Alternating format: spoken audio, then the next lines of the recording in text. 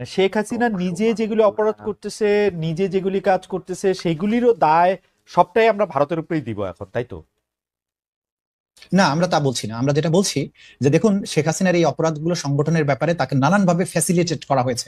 তার সর্বশেষ দৃষ্টান্ত হচ্ছে যে তাকে তো ফেসিলিটেট চীনও করছে, 2টা সাবমেরিন দিছে ভারতের এটা টহল দেওয়ার জন্য। সাবমেরিন এই কিন্তু যে অপরাধ পদ্মা সেতু সংগঠনের বানাইতে টাকা দিছে, মিথ্যা কথা বলে বলে সাবমেরিন সে টাকা। কিন্তু হ্যাঁ, সাবমেরিন কিন্তু কোনো ক্রাইমস এগেইনস্ট হিউম্যানিটি সংগঠনের কাজে ব্যবহৃত হয়নি। এবং পদ্মা সেতুতে সে ঋণ যেটা দিয়েছে সেটা দিয়ে বাংলাদেশের ইনফ্রাস্ট্রাকচার ডেভেলপমেন্ট হচ্ছে, যদিও সেখানে দুর্নীতি হয়েছে। আমি বলতেছি কিন্তু যে ধরেন একটা গুমের ক্ষেত্রে যখন সাহায্য করবে, যখন সীমান্ত খালি করে বাংলাদেশের জনগণের উপরে আঘাত করো, তোমার সৈনিককে নিয়ে সীমান্ত খালি করে দাও, এই ধরনের সম্পৃক্ততা এক জিনিস নয়। সেটা তো আপনি বলতেছেন, মানে এটা তো আপনার বলা, মানে আমি তো আর এটার ফ্যাক্ট আমি জানি না। মানে বাংলাদেশের কোনো সরকার প্রধান সীমান্ত খালি করে দাও, সৈনিকদের মারা, এটা ইটস লাইক, মানে এটা অনেক বড় স্টেটমেন্ট। মানে এটা নিশ্চয়ই সৈনিকদের মারা না, আমি আপনাকে বলছি দায়িত্ব নিয়ে। আমাদের তদন্তের মাধ্যমে আমরা পাচ্ছি যে যখন 5ই আগস্টের যখন ঢাকাকে কন্ট্রোল করতে পারছিল না, তখন প্রাইম মিনিস্টার নির্দেশ দিয়েছিলেন বিজিবিকে যে তোমরা সীমান্ত থেকে ঢাকা শহরের দিকে মার্চ করো। এবং আপনারা জানেন যে 5ই আগস্ট বিভিন্ন রাস্তায় রাস্তায় বিজিবির সাথে ছাত্র জনতার সংঘর্ষ হয়েছে, তারা ঢাকার দিকে মার্চ করছিল। সেই তথ্য আছে। বিডিআর নিয়োগ করতে হলে তো সীমানা থেকেই নিতে হবে, আর কোথাও থেকে তো নিয়োগ করার উপায় নাই, মানে বিজিবিকে নিয়োগ করা। তাহলে সীমান্তকে অরক্ষিত রেখে আপনি সৈনিকদেরকে ঢাকার দিকে মার্চ করতে বলা, এবং সেক্ষেত্রে আবার যখন বলা হয়েছে যে আমি যেটা করব, তো তাহলে তো সীমান্ত অরক্ষিত হয়ে যাবে। তখন তিনি যে অ্যান্সার গুলো দিয়েছেন, যেগুলোর প্রমাণ আমরা পেয়ে গেছি আমাদের হাতে, তো এগুলোর থেকে এগুলো অনেক বেশি শক্ত কথা, কিন্তু ইট ইজ রিয়ালিটি। ওকে, ঠিক আছে, আমি আমি আমি মেনে নিলাম। এমনিতেই লোকে বলতেছে যে আমি আওয়ামী লীগের প্রেসিডিয়ামের সদস্য কিনা, কেন তো আওয়ামী লীগের হয়ে কথা বলতেছি যে ভাই। আচ্ছা, যাই হোক, প্রেসিডিয়াম কিন্তু ফাঁকা আছে, আপনি চাইলে হয়ে যেতে পারেন। হয়ে যেতে পারে না, আপনার ধারণা যে আমি খালি ফাঁকা হইলেই সেই জায়গায় গিয়া বসি, ব্যাপারটা এরকম না কিন্তু তাজুল ভাই। মানে মানে মানে এটা এটা এটা আমি, আচ্ছা, আমার 2টা প্রশ্ন এটার মধ্যে এটা আছে, সেটা হচ্ছে যে সারা দেশে আওয়ামী লীগ নেতা কর্মীদের আসামি হিসাবে আদালতে হাজির করা হলে তাদের উপর ডিম মলমূত্র নিক্ষেপ, অনেক ক্ষেত্রে আইনজীবীদের কে দাঁড়াতে না দেওয়া, এইটা আপনি দীর্ঘদিন, মানে এইটা আপনি ফেস করেছেন, কারণ আমরা আপনাদের সাথে কথা বলেছি, এইটা আপনি আসলে কিভাবে দেখেন যে এটা ঠিক হচ্ছে? প্রথম কথা হচ্ছে আমার দায়িত্বের মধ্যে আছে আন্তর্জাতিক অপরাধ ট্রাইব্যুনাল। এখানে আপনারা দেখেছেন যে তাদেরকে কোনো হাত করা পড়ানো হয় না, তারা খুব পিসফুলি এখানে আসেন এবং তারা হাত নাড়েন, তারা দোয়া চেয়েছেন, তারা হাসি মুখে কথা বলেছেন। এটার জন্য আমাদেরকে ক্রিটিসাইজ করা হচ্ছে যে তোমাদের আগের সব আলেম ওলামাদেরকে হ্যান্ড ক্যাপ পরানো হয়েছে, তোমাদের এখানে আপনাদের সাথে আওয়ামী লীগের ভালোবাসা বেশি, তাজুল ভাইয়ের সাথে আওয়ামী লীগের ভালোবাসা বেশি। হ্যাঁ, এই জাতীয় কথা বলা হচ্ছে। তো এটা যেটা জজ কোর্টে প্রথম দিকে ধরেন যখন ম্যাজিস্ট্রেট কোর্ট গুলোতে তাদেরকে হাজির করা হয়েছে, তখন জাস্ট বিপ্লবের পর একটা তখন একটা ট্রমার থেকে বেরিয়ে আসা, এবং মানুষ তখন অনেক বেশি উত্তেজিত, শহীদদের রক্ত তখনও শুকায় নাই, মানুষ আহত, তখন একটা ইমোশনের ভিত্তিতে যেগুলো হয়েছে সেগুলো অনাকাঙ্ক্ষিত, এগুলো আদালত অঙ্গনে হতে দেওয়া উচিত নয়। তবে এটা কিন্তু এখন বন্ধ হয়ে গেছে এবং আমরা কেউই চাইবো না যে এই ধরনের পরিবেশ অন্তত আদালতে হোক। আচ্ছা, জয় বাংলা এখন জাতীয় স্লোগান না, কিন্তু এই স্লোগান নিষিদ্ধও না, কিন্তু আমাদের কাছে খবরগুলো এরকম আসতেছে যে জয় বাংলা স্লোগান দিতে গেলে আক্রমণের মুখে পড়তেছে। জয় বাংলা স্লোগান দেওয়ায় বা লেখার কারণে চাঁপাইনবাবগঞ্জে ছাত্রলীগের 2জন কর্মীকে হত্যা করা হয়েছে। মানে সিরিয়াসলি এরকম ঘটনা ঘটতেছে আসলে তাজুল ভাই?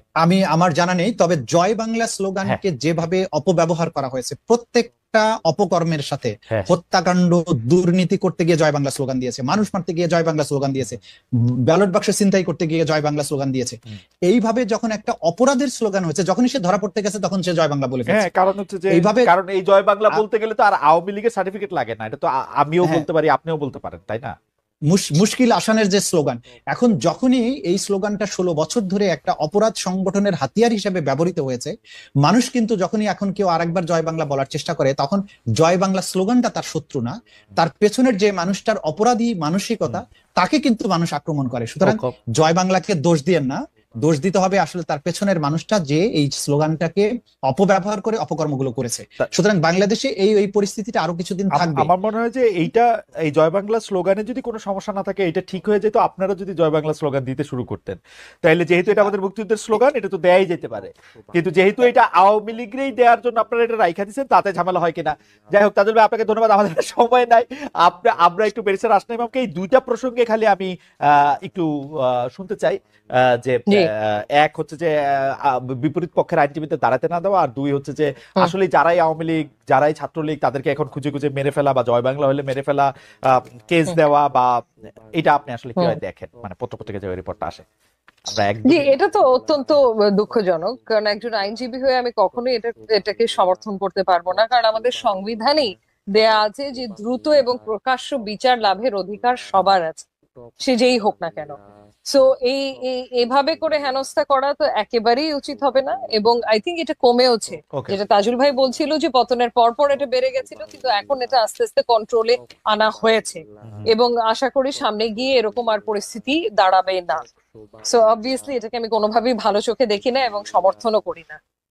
আপনার আরেকটা প্রশ্ন ছিল হচ্ছে যে, না, দুটি প্রশ্ন আমি একসাথে করেছিলাম, যে ওই যে যারা আইনজীবীদেরকে তাদের মক্কেলদের হয়ে মামলা লড়তে না দেওয়া, যদি তারা আওয়ামী লীগ করে থাকেন বা তাদের, এইটার ব্যাপারে আপনি কি বলবেন? তারা আইনি সুবিধা পাচ্ছেন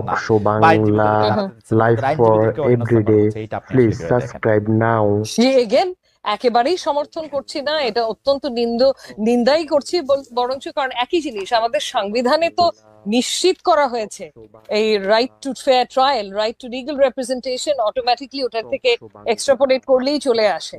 সো এরকম একটা সাংবিধানিক অধিকারকে আমরা কোনোভাবেই কাউকেই বঞ্চিত করতে পারি না, এবং লিগ্যাল রিপ্রেজেন্টেশন পাওয়াটা মানে থাকাটাও তাদের অধিকার।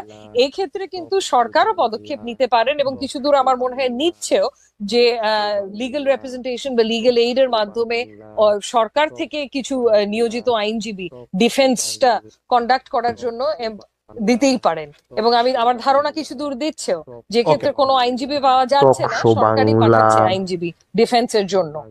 আমি এখানে একটা লাইন অ্যাড করতে চাই, যে বললেন আন্তর্জাতিক অপরাধ ট্রাইব্যুনালে তাদের আইনজীবী আছেন এবং কোন রকমের বাধাবিঘ্ন তো নয়, বরং তাদেরকে আমরা বলেছি যে আপনাদের যদি বিদেশি পরামর্শকও লাগে আপনারা আনতে পারেন, এবং সব ধরনের সহযোগিতা তাদেরকে আমরা করছি এবং ফিউচারেও করা হবে।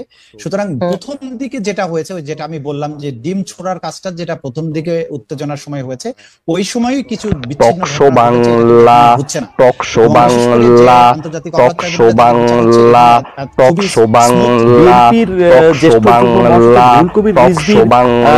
কথা শুনছেন, তিনি বলতেছেন আওয়ামী লীগের যারা অপরাধী তাদের বিচার নিশ্চিত হওয়ার পর যারা হত্যা লুটপাটে জড়িত নয়, তাদের যদি জনগণ রাজনীতি করার সুযোগ দেয় আমাদের কিছু বলার নেই।